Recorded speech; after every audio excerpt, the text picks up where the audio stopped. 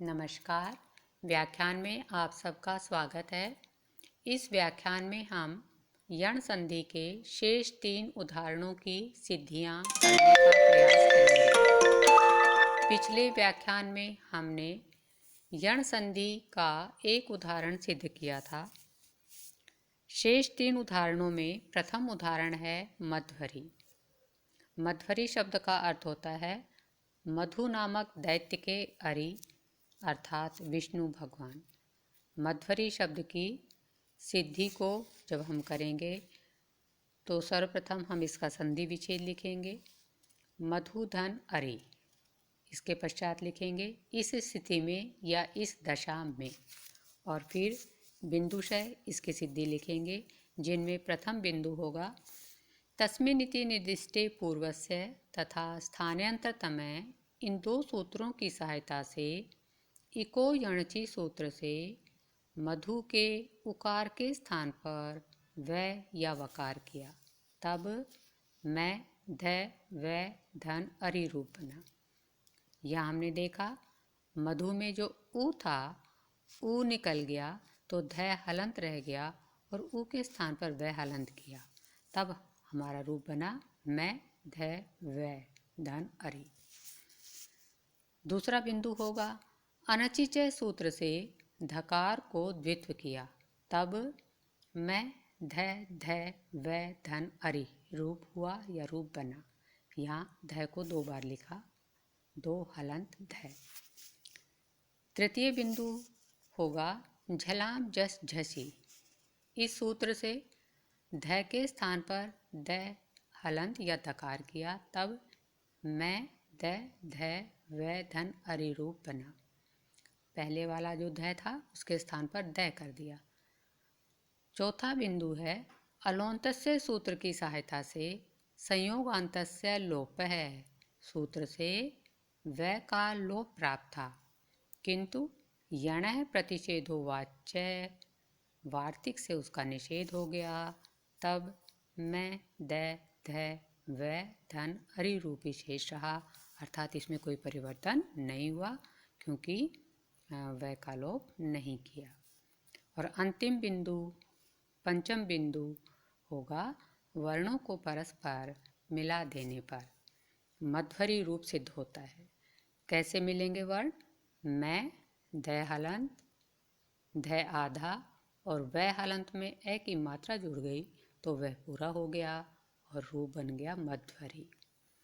विकल्प पक्ष में ध को द्वित्व नहीं करने पर केवल प्रथम बिंदु और अंतिम पंचम बिंदु से ही सिद्धि संपन्न हो जाएगी। प्रथम बिंदु हम लिखेंगे तस्मिन्निति निर्दिष्टे पूर्वस्य तथा स्थानान्तरतमय। इन 2 सूत्रों की सहायता से इको यणचि सूत्र से मधु में स्थित उकार के स्थान पर वै किया, तब मैं ध वै धन अरि रूप बना। वर्णों को मिलाने पर मध्वरी रूप सिद्ध होता है। इन दोनों के उच्चारण में भेद है। पहले वाले रूप को हम बोलते हैं मध्वरी, द बोलते हैं फिर आधा ध वरी। दूसरे वाले रूप को हम बोलेंगे मध्वरी, या मैं आधा ध वरी। अतः हमने दोनों शब्द कैसे कैसे बनते हैं इसको सूत्रों की सहायता से समझा।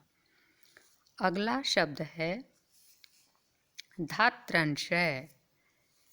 धात्रंशय का अर्थ होता है विधाता या ब्रह्मा का अंश या भाग। इसका हम संधि विच्छेद करेंगे, धात्री धन अंश है। फिर लिखेंगे इस अवस्था में तस्मिन्निति निर्दिष्टे पूर्वस्य तथा स्थानान्तरतमय। इन 2 सूत्रों के सहयोग से इको यणचि सूत्र से धात्री के ऋकार के स्थान पर रकार या रेफ किया, या र हलंत लिख करके कोमा में लिखेंगे र वर्ण किया। यहाँ पर धात्री में जो री है, इस री के स्थान पर क्या किया? रेफ या र हलंत किया, तब क्या बनेगा?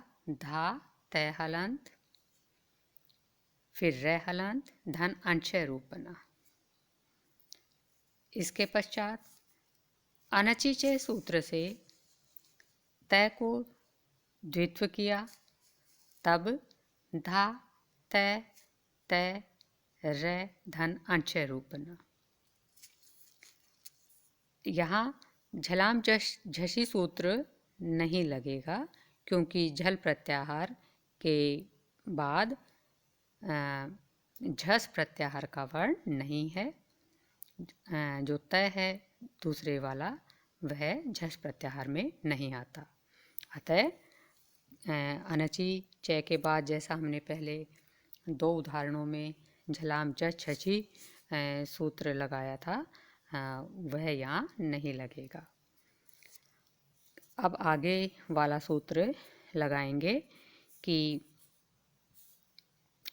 अलोन्तस्य सूत्र की सहायता से संयोगान्तस्य लोपः सूत्र से रे का लोप प्राप्त था। जो रे हलंत है उसका क्या प्राप्त था?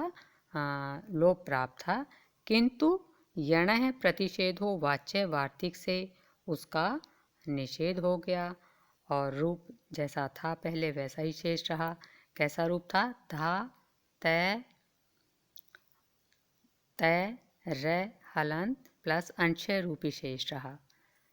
वर्णों को परस्पर मिला देने पर धात्रंशय रूप सिद्ध होता है। यहाँ पर जो दो तय थे तो डबल तय हो गया, रे में ए की मात्रा जुड़ गई और ऊपर अनुस्वार है तो रूप बना धात्रंशय। द्वित्व के अभाव पक्ष में, विकल्प पक्ष में क्या हो जाएगा? धात्रंशय रूप सिद्ध होगा। कैसे? तो यहाँ पर केवल प्रथम बिंदु और अंतिम बिंदु के अनुसार सिद्धि होगी।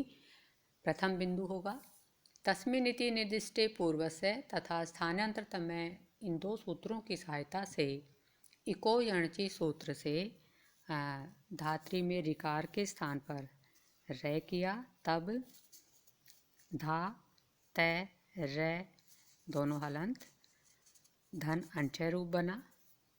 वर्णों को परस्पर मिला देने पर धात्रंशय रूप सिद्ध होता है। अंतिम उदाहरण है लाकृति ही। लाकृति का अर्थ होता है देव माता के समान आकृति वाला। उल इव आकृति ही यस्य से लाकृति।